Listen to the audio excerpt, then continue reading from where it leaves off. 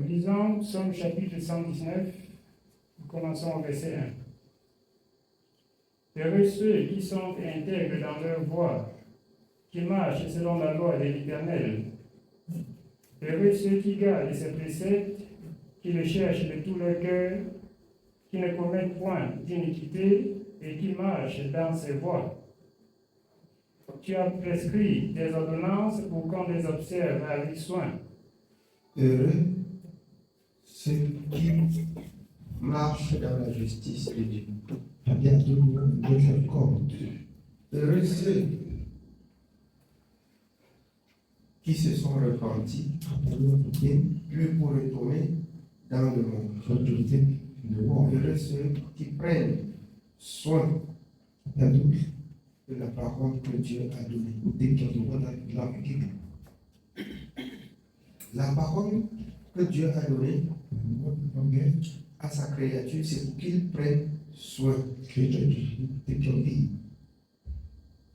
Comme tu cherches à manger ce qui est bien pour satisfaire ta chair, comme tu as des désirs, tu as envie de manger ce qui est bien pour satisfaire ta chair, tu devrais avoir aussi des désirs de faire la volonté de Dieu pour satisfaire ton Créateur, parce que c'est lui qui t'a créé et qui a créé cette chair-là même que tu veux manger pour en satisfaire. Heureux celui qui agit ainsi. Il est sur la voie du salut.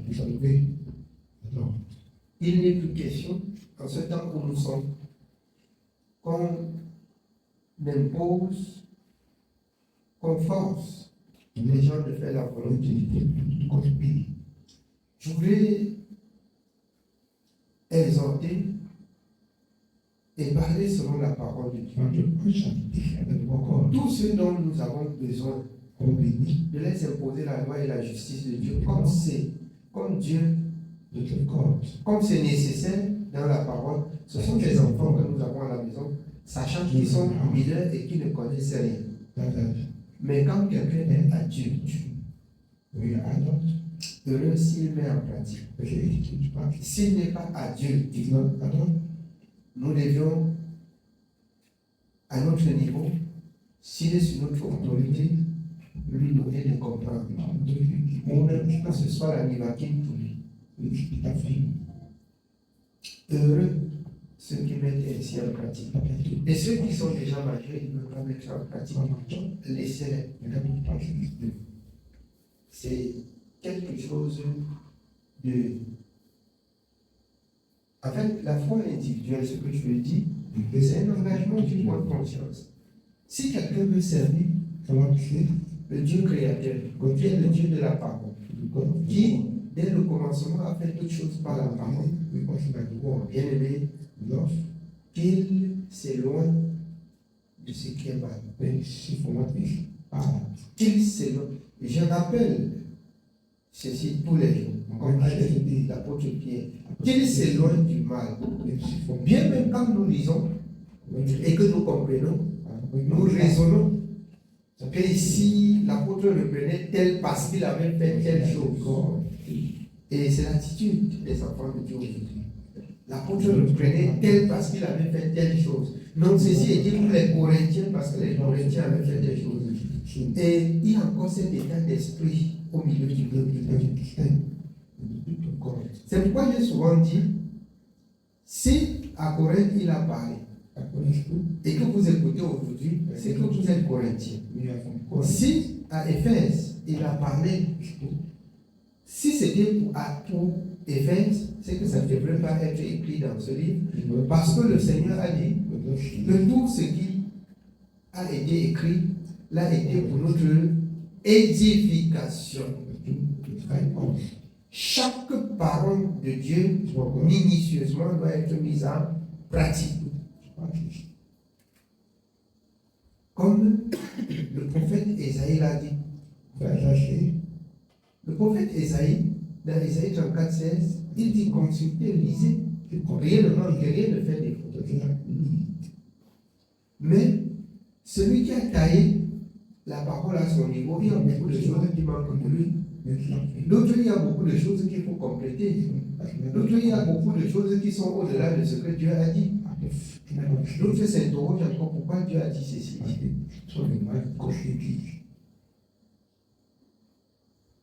Il y a plusieurs exemples. Certains disent, dans la parole de Dieu, Dieu a donné pour voir la chevelure. Si Dieu avait donné à la femme pour voir la chevelure, on ne parlerait plus de poil. Parce que c'est naturel, la femme est déjà comme ça. Mais il dit, si la femme ne veut pas se voiler, qu'elle se rase. C'est pas ça. Il indique par Paul que quand vous voyez la chevelure de la femme est longue, c'était pour rappeler à la femme qu'elle doit être voilée. Qu'elle doit être voilée. Ça, c'est un exemple parmi tant d'autres par rapport à la parole que les gens discutent ou tiraillent là-dessus. Si quelque chose est écrit, si tu veux servir Dieu, sache que c'est écrit pour toi. De même qu'il dit qu'il est honteux pour l'homme de prier avec la tête couverte. L'homme, en conclusion, on ne doit pas fermer sa tête. De même qu'il est honteux à l'homme de porter les longues chevelures. Mais aujourd'hui, c'est partout dans le monde et dans les assemblées. Nous, comme ça, là, on est allé dans la religion jusqu'à on a fait les cœurs. Parce que ma chevelure était bien pour ça. Parce que j'ai vu, pour le prophète, j'ai dit que non, ça c'est bien. Je fais ma part. Je fais ma part. Vous voyez, à quel niveau un conducteur peut égarer plus de. C'est pourquoi je vous dis et je vous exhorte chaque jour. Selon 1 Corinthiens 4, pour ce qui est des dispensateurs, il faut que chacun soit trouvé fidèle dans ce que Dieu a dit. Je rappelais hier, nous sommes un royaume des sacrificateurs. Chacun est sacrificateur à son niveau, à son endroit, à son lieu de service, dans sa maison, sur son chemin. Chacun doit dégager la bonne odeur de Christ, donner la possibilité aux autres d'être sauvés. Amen. Chacun doit dégager la bonne odeur de Christ.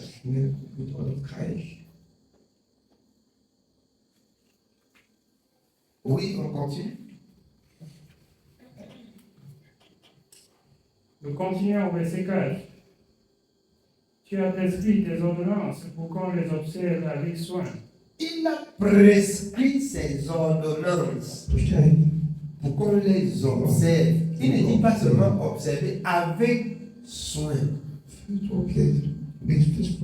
Il leur demande avec soin. Si tu veux servir Dieu comme c'est écrit dans le livre, ne sers pas Dieu avec légèreté. Maudits sont ceux qui font l'œuvre de Dieu avec légèreté.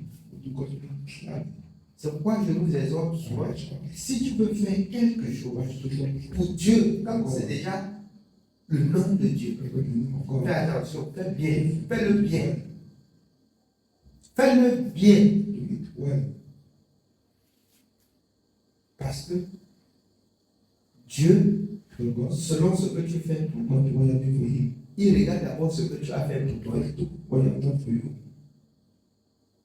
Et il dit que si ta propre vie, tu l'aimes, tu aimes ta propre vie plus que Dieu, tu n'es pas dit. Donc tu devrais faire pour Dieu plus que la tienne. Tu devrais faire pour Dieu tout autre. Voilà comment obéir à Dieu. Amen. Oui, bien, on continue. Au verset 5. Puissent mes actions être bien réglées afin que je garde tes statuts. Si mes actions sont bien réglées, par là, je garde bien les statuts de Dieu. les actions de l'homme, la conduite de l'homme, la pensée de l'homme, les paroles de l'homme, la vie de l'homme. C'est par là où on doit savoir s'il garde ou pas la parole de Dieu. Amen. Oui, bien. Alors je ne rougirai point à la vue de tous tes commandements. Je te louerai dans la droiture de mon cœur en apprenant les lois de ta justice. Je veux garder tes statuts. Ne m'abandonne pas entièrement. Comment le jeune homme rendra-t-il pur son sentier en se dirigeant d'après ta parole? Je te cherche de tout mon cœur. Il s'agit ici de rendre pur son sentier, c'est-à-dire donner la paix à sa vie, donner la paix à son âme. Pourquoi le jeune homme fera-t-il ainsi en se dirigeant d'après la parole de Dieu, en se dirigeant d'après la parole de Dieu? Comme il dit encore bien, ici, Proverbe 4, à partir de verset 1. Nous lisons Proverbe chapitre 4 à partir du verset 1. Écoutez mes fils l'instruction d'un père et soyez attentifs pour connaître la sagesse. Écoutez l'instruction d'un père. Soyez attentifs pour connaître la sagesse. Si Dieu est notre Père, il s'agit ici d'écouter le conseil du parent. D'écouter le conseil. Oui. Écoutez mes fils l'instruction d'un père et soyez attentifs pour connaître la sagesse. Car je vous donne de bons conseils. Ne rejetez pas mon enseignement. J'étais un fils pour mon père, un fils tendre et unique auprès de ma mère. Il m'instruisait alors et il me disait que ton cœur retienne mes paroles. Que ton cœur retienne mes paroles. Un fils tendre, un fils unique. Il s'agit de Jésus-Christ de Nazareth. J'ai reçu tout le conseil de mon Père et c'est pourquoi Dieu a tant aimé le monde qu'il a envoyé son Fils unique qui a reçu tout son conseil et qui a gardé dans le monde pour que toi et moi, nous écoutons le même conseil pour notre sauver. Pour que toi et moi, nous écoutons le même conseil. Il a donné son attention, il a été attentif sur tout le conseil. Et le temps est arrivé où il est venu répandre ce conseil à ceux qui aiment Dieu. Et il t'exhorte en disant, écoute attentivement. Ne te détourne pas, n'oublie pas. Pour ceux qui restent, j'avais oublié, C'est une maladie. Il faut faire attention. C'est un esprit. Il faut faire attention. J'ai oublié. On n'oublie pas ce que Dieu a dit. On n'oublie pas ce que Dieu a dit.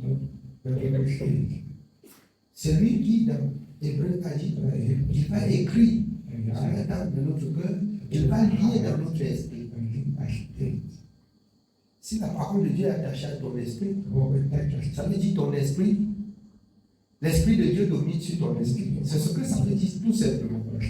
Et tout ce que tu as besoin de Dieu, il ouvre la page. Tout ce que tu as dit, je veux faire, l'esprit te rappelle. C'est ça nous Dieu. Tu ne dis plus que j'ai oublié. Quelqu'un pêche contre Dieu et dit qu'il a oublié. Il a oublié. Amen. Oui, bien aimé, continue. Au verset 4. Il m'instruisait alors et il me disait que ton cœur retienne mes paroles. Observe mes préceptes et tu vivras. Observe mes préceptes et tu vivras. Ça conclut à ce que je disais tout à l'heure. En observant, ça donne la vie. Ça donne la paix à l'âme. Ton âme là, ça se réjouit. Ça se réjouit parce que ça mange la bonne nourriture. Ça se réjouit parce que ça reçoit des bonnes paroles et non des faux. Amen. Nous rentrons dans le livre de Psaume. Continuons au verset 10 de Psaume 119. Je te cherche de tout mon cœur. Ne me laisse pas égarer loin de tes commandements. J'essaie ta parole dans mon cœur afin de ne pas pécher contre toi. Nous comprenons le mécanisme. Serrer la parole de Dieu dans le cœur afin de ne pas pécher contre Dieu. Ça veut dire que ce que Dieu a dit dans Hébreu, c'est resté écrit, c'est resté gravé. C'est là dans mon cœur. Quand je veux faire quelque chose, je me souviens et mon cœur me dit, ne pêche pas contre Dieu. Ne pêche pas contre Dieu. Mon esprit me dit, me rappelle. Et mon cœur me dit, n'y va pas, ne fais pas. Vous avez posé la question à savoir, mais quand on fait comment vous connaître que l'esprit parle? On fait comment pour connaître que l'esprit parle? Vous attendez la voix qui vient du ciel. Vous partez au monde qui mange à vous restez là-bas, vous écoutez. Amen. Dieu est esprit. Jean 4, et ceux qui l'adorent en esprit et en vérité. Moi, je ne cherche plus sur les montagnes. On va courir, il va parler, on va vite comprendre, on va prier, ça va vite atteindre le ciel.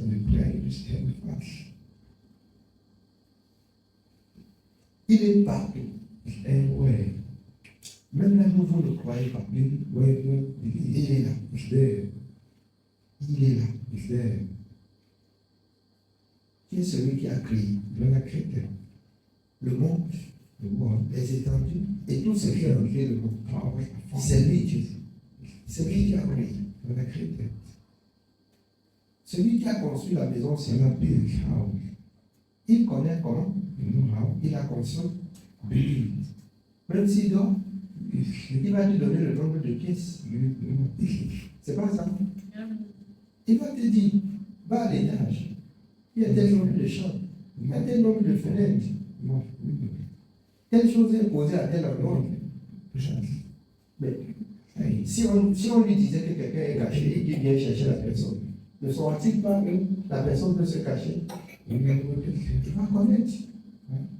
Dieu qui a créé le monde et pour ce qu'il en fait. On ne se cache pas à ses yeux. On ne se cache pas pour faire le mal.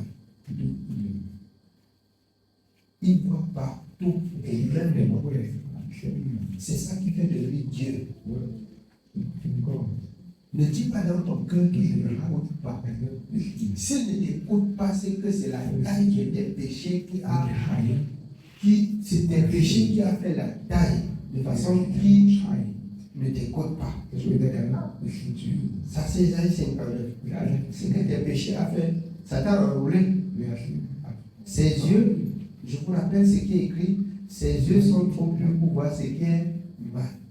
Là où il y a le mal, ses yeux ne viennent plus là-bas, et se détruisent. Et on va dire, j'ai prié aussi, il ne m'écoute pas. J'ai prié pour longtemps. Ce que nous vous disons, on ne prie pas Dieu étant dans le péché.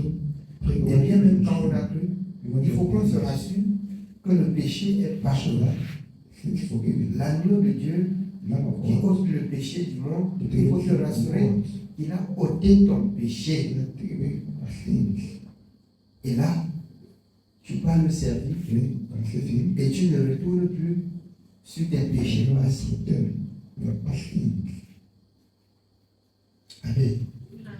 Oui, bien aimé. Et continuons au verset 12. Béni sois-tu, ô Éternel, enseigne-moi tes statuts. De mes lèvres, j'énumère toutes les sentences de ta bouche. Je me réjouis en suivant tes préceptes comme si je possédais tous les trésors. Il a de la joie en écoutant la parole de Dieu, comme si on lui avait donné tous les trésors du monde. Si ton cœur n'est pas content d'écouter la parole de Dieu comme ça, si ton cœur se réjouit unique seulement quand tu as gagné ou on t'a donné quelque chose, c'est que tu restes la personne le plus malheureux de la planète. Tu dois avoir de la joie d'entendre Dieu parler. Et en mettant même en pratique sa parole, tu dois être content de mettre en pratique. Amen. Oui, bien. Nous continuons au verset 15. Je médite tes ordonnances, j'ai tes sentiers sous les yeux. Je fais mes délices de tes statuts. Je n'oublie point ta parole. Celui qui est sage, comme je disais tout à l'heure, qu'on ne doit pas oublier. Celui qui est sage ne doit pas oublier. Je n'oublie point ta parole. Tu ne dois pas oublier. Tu ne dois pas oublier. Comme l'ennemi rôle comme un lion rugissant, il est vrai qu'il puisse vous tromper et vous amener à la distraction ou oublier. Mais faites attention, le Seigneur dit veillez. Paul, dans 1 Corinthiens 16, 13, je dis veillez. Amen. Oui, bien. Nous sommes au verset 16. Je fais mes délices de tes statuts. Je n'oublie point ta parole. Fais du bien à ton serviteur pour que je vive et que j'observe ta parole. Ouvre mes yeux pour que je contemple les merveilles de ta loi. Je suis un étranger sur la terre. Ne me cache pas tes commandements. Mon âme est brisée par le désir qui toujours la porte vers tes lois. Tu menaces les orgueilleux, ces maudits qui s'égarent loin de tes commandements. Décharge-moi de l'opprobre et du mépris, car j'observe tes préceptes. Des princes entrent pour s'asseoir et parler contre moi, ton serviteur médite tes statuts. Les gens peuvent, les princes peuvent s'asseoir, se comporter et mal parler contre moi, mais mon cœur va se retourner toujours pour faire la volonté de Dieu. Pour faire la volonté de Dieu. Amen. Oui. Nous sommes au verset 24. Tes préceptes font mes délices, ce sont mes conseillers. Mon âme est attachée à la poussière. Rends-moi la vie selon ta parole. Je raconte mes voies et tu mes os. Enseigne-moi tes statuts. Fais-moi comprendre la voie de tes ordonnances et je méditerai sur tes merveilles. Mon âme pleure de chagrin. Relève-moi selon ta parole. Éloigne de moi la voie du mensonge et accorde-moi la grâce de suivre ta loi. J'ai choisi la voie de la vérité. Je place tes lois sous mes yeux.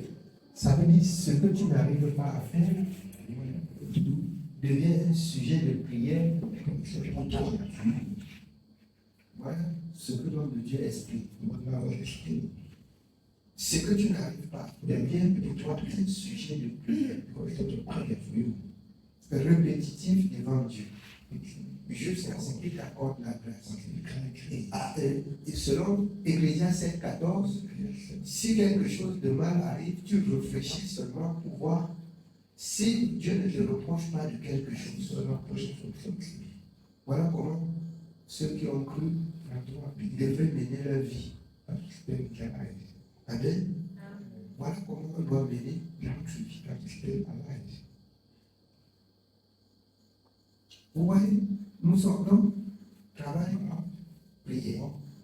Prière, on se repose. Si, bien aimé, vivre en Jésus, c'est bon. Il n'y a même pas le temps que quelqu'un va dire qu'il faut m'appeler. J'ai dit, mon frère, j'ai l'autre travail que je ne peux pas manquer. Qu'on a fait ceci, on a fait ça. J'ai dit vraiment, le travail là, ce serait difficile qu'on t'invite pour aller boire. Et même certaines heures, même comme ça, pour aller manger, tu dis que vraiment, il y a un autre travail que ça. Tu crois que c'est automatique. Si quelqu'un aime Dieu, alors qu'on prie là, son corps ne va pas accepter d'être dehors dans les malades. Donc on peut être en train de prier Dieu comme ça, parce que je suis avec les amis, ils m'assoient dehors pour manger. Mais c'est, vous voyez ça? Si nous nous adaptons à cette rythme de vie et nous transmettons à nos enfants la distraction et la perdition du monde ne sera jamais leur partage. On sait que tout le reste du temps, il faut prier, il faut lire, on doit manger, on doit écouter la parole de Dieu, comme il y a un temps pour toutes choses selon Dieu. La seule chose que Dieu a interdite, le mal, nous n'avons pas le temps pour le mal. Nous rachetons le temps plutôt pour le bien. Parce que nous avons autrefois passé le temps dans le mal. Nous rachetons ce temps-là et nous regrettons même ce temps-là. Nous regrettons même ce temps-là. Amen. Oui, amen. Continuons au verset 31. Je m'attache à tes préceptes. Éternel, ne me rends point confus. Je cours dans la voie de tes commandements, car tu élargis mon cœur. Enseigne-moi, Éternel, la voie de tes statuts, pour que je la retienne jusqu'à la fin. Donne-moi l'intelligence pour que je garde ta loi et que je l'observe de tout mon cœur. Conduis-moi dans le sentier de tes commandements, car je l'aime. Incline mon cœur vers tes préceptes et non vers le gain. Détourne mes yeux de la vue des choses vaines. Fais-moi vivre dans ta voie. Il détourne mon cœur vers ses préceptes et non vers le gain. Parce que c'est à cause d'argent que beaucoup de personnes n'acceptent pas ou ne veulent même pas servir Dieu. Vous voyez que quelqu'un a créé déjà un réseau de faux. Oui. Il pose la question, si on croit, on croit. Et ne soyez pas surpris que beaucoup de personnes posent la question. On pose la question que si on croit. Si quelqu'un faisait comme ça, là, faisait comme ça, là. Et on dit, je crois, tu es expliqué. Donc, quelqu'un ferme la porte. Je ferme la porte alors que ce sont des richesses maudites. La porte à la corruption. La porte à l'impureté. On pose la question quand ça veut toucher. Il donne rendez-vous pourquoi? Ça reste rendez-vous. La croyance, ça reste sur rendez-vous. La parole de Dieu dit qu'il y a la démangeaison d'entendre. Puisqu'on a déjà écouté, d'entendre la parole, il se joint à ceux qui se font un fruit de docteur. D'autres disent, non, si c'est comme ça, tu prends ça, tu donnes la dîme de Dieu sur ça. Il n'y a pas de problème. Le bandit a rencontré Chadoni. Là, ça devient compliqué. Ça devient compliqué. Ta place est cimentée en fait. C'est ce que tu cherchais. Tu ne voudrais pas que ça touche des intérêts de péché. Et tu as rencontré les bonbons parce que et c'est ce qui est Léon. Amen. Oui, bien. Continuons au verset 38. Accomplis envers ton serviteur ta promesse, qui est pour ceux qui te craignent. Éloigne de moi l'opprobre que je redoute, car tes jugements sont pleins de bonté. Voici, je désire pratiquer tes ordonnances. Fais-moi vivre dans ta justice.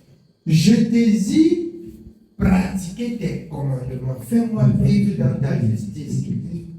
Vous laissez d'aller prier au Seigneur comme ça, vous venez, on va faire comment, on va faire comment? On va prier.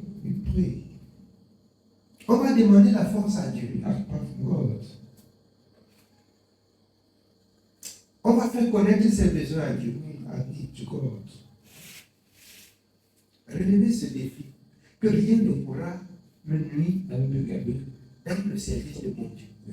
Quand ça te dépasse, appelle-le. Lui qui a dit dans Jérémie 33, invoque-moi. Vous laissez de l'invoquer pour appeler le serviteur. Qui fait quoi?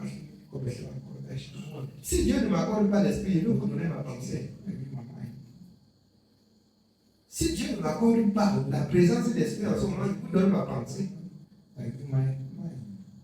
Priez Dieu, afin que si même par moi Dieu veut parler, que ce soit spirituel et non charnel. Amen. Oui, bien, c'est ça. On continue.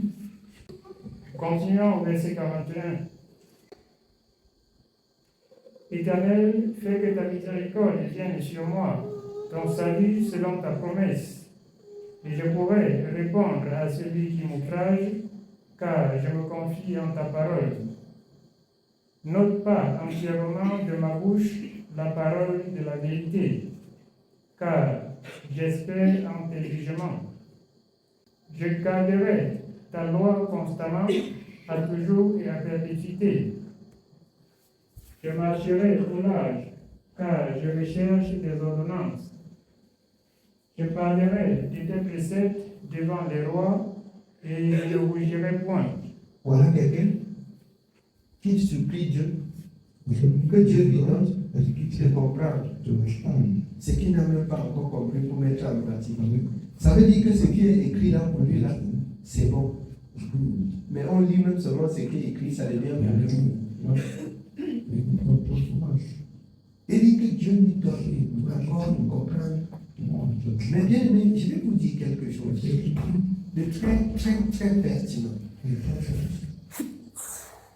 Comme Dieu dit dans Romains 14, qu'on fait accueil et qu'on ne méprise pas. Et si tel à ceux qui sont faits dans la foi, on fait accueil à ceux qui sont faits dans la foi. Un autre mange les légumes, l'autre ne mange pas.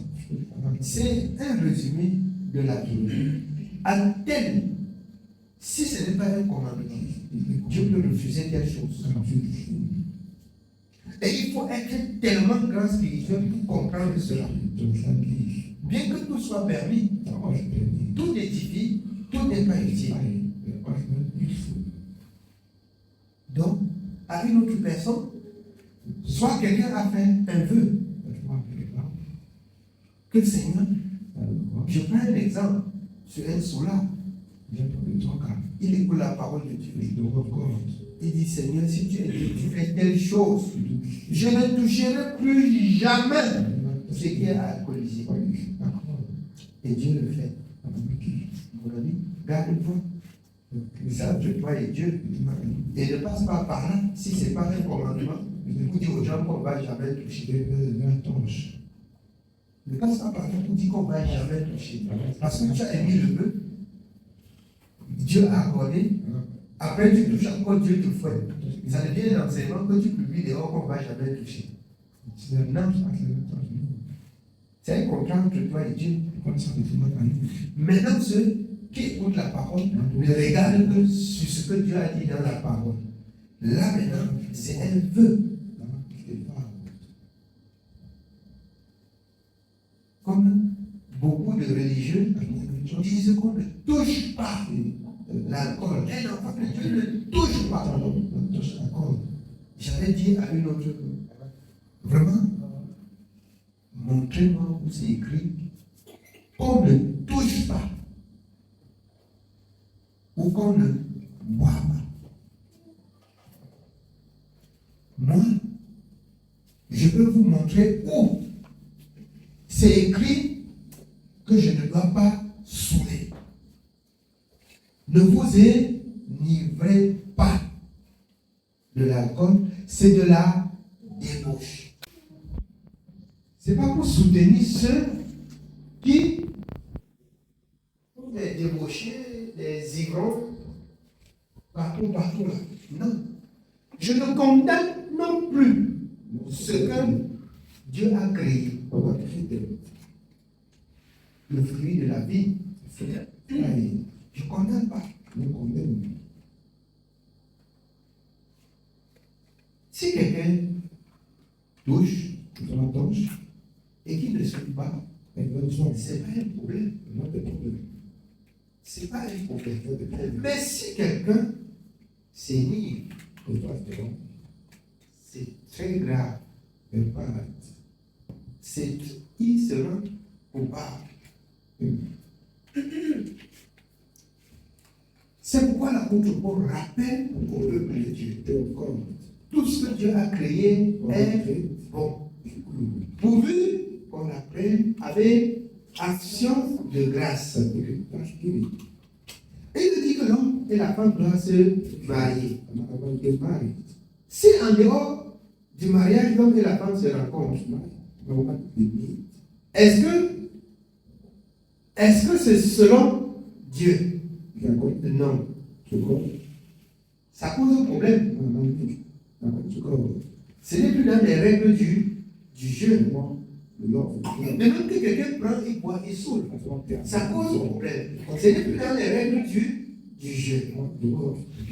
Après que nous apprenons et que nous comprenions ce qui est juste avec Dieu. Amen. Que le Seigneur nous bénisse. Je ne vais pas nous retenir pour longtemps. C'est le message de ce soir.